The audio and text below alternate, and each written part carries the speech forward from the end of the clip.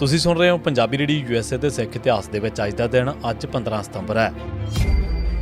15 ਸਤੰਬਰ 1843 15 ਸਤੰਬਰ 1843 ਦੇ ਦਿਨ ਮੌਕਾ ਤਾੜ ਕੇ ਅਜੀਤ ਸਿੰਘ ਸੰਧਾਵਾਲੀਆ ਨੇ ਮਹਾਰਾਜਾ ਸ਼ੇਰ ਸਿੰਘ ਨੂੰ ਗੋਲੀ ਮਾਰ ਕੇ ਮਾਰ ਦਿੱਤਾ ਅਤੇ ਉਸ ਦਾ ਸਿਰ ਵੱਢ ਲਿਆ। ਦੂਜੇ ਪਾਸੇ ਲਹਿਣਾ ਸਿੰਘ ਸੰਧਾਵਾਲੀਆ ਨੇ ਰੋਂਦੇ ਕਰਲਾਉਂਦੇ 12 ਸਾਲ ਦੇ ਬੱਚੇ ਪ੍ਰਤਾਪ ਸਿੰਘ ਪੁੱਤਰ ਮਹਾਰਾਜਾ ਸ਼ੇਰ ਸਿੰਘ ਨੂੰ ਵੀ ਕਤਲ ਕਰ ਦਿੱਤਾ। ਕੁਝ ਦੇਰ ਮਗਰੋਂ ਦੋਵੇਂ ਸੰਧਾਵਾਲੀਏ ਧਿਆਨ ਸਿੰਘ ਦੇ ਕੋਲ ਹਜ਼ੂਰੀ ਬਾਗ ਗਏ ਅਤੇ ਗੱਲਬਾਤ ਕਰਨ ਦੇ ਬਹਾਨੇ ਉਸ ਨੂੰ ਕਿਲੇ ਦੇ ਵਿੱਚ ਲਿਜਾ ਕੇ ਕਤਲ ਕਰ ਦਿੱਤਾ। ਹੁਣ ਉਹਨਾਂ ਨੇ ਆਪਣੇ ਸਾਥੀਆਂ ਨੂੰ ਕਿਲੇ ਦੀ ਕਮਾਂਡ ਸੌਂਪ ਦਿੱਤੀ ਅਤੇ ਦਰਵਾਜ਼ੇ ਬੰਦ ਕਰਵਾ ਦਿੱਤੇ। ਸੰਧਾਵਾਲੀਆ ਹੀਰਾ ਸਿੰਘ ਅਤੇ ਸੁਚੇਤ ਸਿੰਘ ਡੋਗਰਾ ਨੂੰ ਵੀ ਕਤਲ ਕਰਨਾ ਚਾਹੁੰਦੇ ਸਨ, ਪਰ ਉਹ ਦੋਵੇਂ ਉਹਨਾਂ ਦੇ ਹੱਥ ਨਾ ਲੱਗੇ। 15 ਸਤੰਬਰ 1987 ਦੇ ਦਿਨ ਪੰਜਾਬ ਪੁਲਿਸ ਨੇ ਗੁਰਦੇਵ ਸਿੰਘ ਉਰਫ ਹਾਕਮ ਸਿੰਘ ਵਾਸੀ ਨੰਦਾ ਚੌਰ ਹੁਸ਼ਿਆਰਪੁਰ ਨੂੰ ਇੱਕ ਨਕਲੀ ਮੁਕਾਬਲੇ ਦੇ ਵਿੱਚ ਸ਼ਹੀਦ ਕੀਤਾ। 15 ਤੇ 16 ਸਤੰਬਰ 1988 ਦੇ ਦਿਨ ਅਤੇ ਫਿਰ ਤੀਜੀ ਵਾਰ 25 ਸਤੰਬਰ ਦੇ ਦਿਨ ਬਿਦਰ ਸ਼ਹਿਰ ਦੇ ਵਿੱਚ ਕੁਝ ਭੀੜਾਂ ਨੇ ਸਿੱਖ ਇੰਜੀਨੀਅਰਿੰਗ ਕਾਲਜ ਤੇ ਸਿੱਖ ਅਦਾਰਿਆਂ, ਘਰਾਂ ਤੇ ਗੁਰਦੁਆਰਿਆਂ ਤੇ ਹਮਲੇ ਕਰਕੇ 6 ਸਿੱਖ ਨੌਜਵਾਨਾਂ ਨੂੰ ਕਤਲ ਕਰ ਦਿੱਤਾ ਅਤੇ 125 ਦੇ ਕਰੀਬ ਸਿੱਖਾਂ ਨੂੰ ਵੀ ਜ਼ਖਮੀ ਕਰ ਦਿੱਤਾ। ਇਹਨਾਂ ਦੇ ਵਿੱਚੋਂ ਇੱਕ ਦਰਜਨ ਬਹੁਤ ਬੁਰੀ ਤਰ੍ਹਾਂ ਜ਼ਖਮੀ ਹੋਏ ਸਨ। ਕਤਲ ਕੀਤੇ ਗਏ ਨੌਜਵਾਨਾਂ ਦੇ ਵਿੱਚ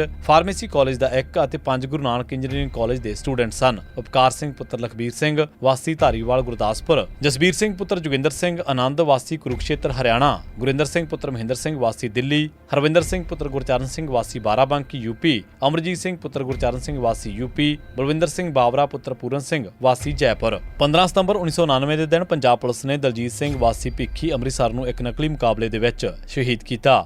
15 ਸਤੰਬਰ 1992 ਦੇ ਦਿਨ ਪੰਜਾਬ ਪੁਲਿਸ ਨੇ ਬਾਬਾ ਗੁਰਬਚਨ ਸਿੰਘ ਮਾਨੋਚਾਲ ਦੀ ਮਾਤਾ ਗੁਰਮੇਜ ਕੌਰ, ਪਤਨੀ ਬਾਪੂ ਆਤਮਾ ਸਿੰਘ ਵਾਸੀ ਮਾਨੋਚਾਲ ਜ਼ਿਲ੍ਹਾ ਅੰਮ੍ਰਿਤਸਰ ਨੂੰ ਸਰਦਾਰ ਸੁਰਜੀਤ ਸਿੰਘ ਕਟੜਾ ਸ਼ੇਰ ਸਿੰਘ ਅੰਮ੍ਰਿਤਸਰ ਦੇ ਘਰ ਤੋਂ ਗ੍ਰਿਫਤਾਰ ਕੀਤਾ। ਅਜੇ 4 ਦਿਨ ਪਹਿਲਾਂ ਹੀ ਪੁਲਿਸ ਨੇ ਮਾਤਾ ਦੇ ਇੱਕ ਪੁੱਤਰ ਨਿਰਵੈਰ ਸਿੰਘ ਨੂੰ ਨਕਲੀ ਮੁਕਾਬਲੇ ਦੇ ਵਿੱਚ ਸ਼ਹੀਦ ਕੀਤਾ ਸੀ। ਇਸ ਤੋਂ ਪਹਿਲਾਂ 13 ਅਪ੍ਰੈਲ 1992 ਦਿਨ ਪੰਜਾਬ ਪੁਲਿਸ ਨੇ ਬਾਬਾ ਮਾਨੋਚਾਲ ਦੇ ਪਿਤਾ ਬਾਪੂ ਆਤਮਾ ਸਿੰਘ ਨੂੰ ਵੀ ਇੱਕ ਨਕਲੀ ਮੁਕਾਬਲੇ ਦੇ ਨਾਂ ਤੇ ਸ਼ਹੀਦ ਕੀਤਾ ਸੀ। ਮਾਤਾ ਜੀ ਤੋਂ ਜਥੇਦਾਰ ਮਾਨੋਚਾਲ ਦਾ ਪਤਾ ਲਾਉਣ ਵਾਸਤੇ CIA ਸਟਾਫ ਦੇ ਵਿੱਚ ਉਹਨਾਂ ਤੇ ਬੇਪਨਾਹ ਤਸ਼ੱਦਦ ਕੀਤਾ ਗਿਆ, ਪਰ ਪੁਲਿਸ ਦੀ ਮਾਤਾ ਜੀ ਤੋਂ ਕੁਝ ਵੀ ਹਾਸਲ ਨਾ ਕਰ ਸਕੇ। ਉਧਰ ਬਾਬਾ ਗੁਰਬਚਨ ਸਿੰਘ ਮਾਨੋਚਾਲ ਨੂੰ ਵੀ 28 ਫਰਵਰੀ 1993 ਦੇ ਦਿਨ ਧੋਖੇ ਦੇ ਨਾਲ ਫੜ ਕੇ ਸ਼ਹੀਦ ਕਰ ਦਿੱਤਾ ਗਿਆ। 15 ਸਤੰਬਰ 1992 ਦੇ ਦਿਨ ਪੰਜਾਬ ਪੁਲਿਸ ਨੇ ਵਰਿੰਦਰਪਾਲ ਸਿੰਘ ਲੱਕੀ ਬੱਬਰ ਵਾਸੀ ਦਿੱਲੀ, ਅਵਤਾਰ ਸਿੰਘ ਉਰਫ ਨੀਟਾ, ਨਿਸ਼ਾਨ ਸਿੰਘ ਉਰਫ ਰੱਬ ਵਾਸੀ ਸਰਹਾਲੀ ਜ਼ਿਲ੍ਹਾ ਤਰਨਤਾਰਨ ਅਤੇ 7 ਹੋਰ ਸਿੱਖਾਂ ਨੂੰ ਨਕਲੀ ਮੁਕਾਬਲਿਆਂ ਦੇ ਵਿੱਚ ਸ਼ਹੀਦ ਕੀਤਾ।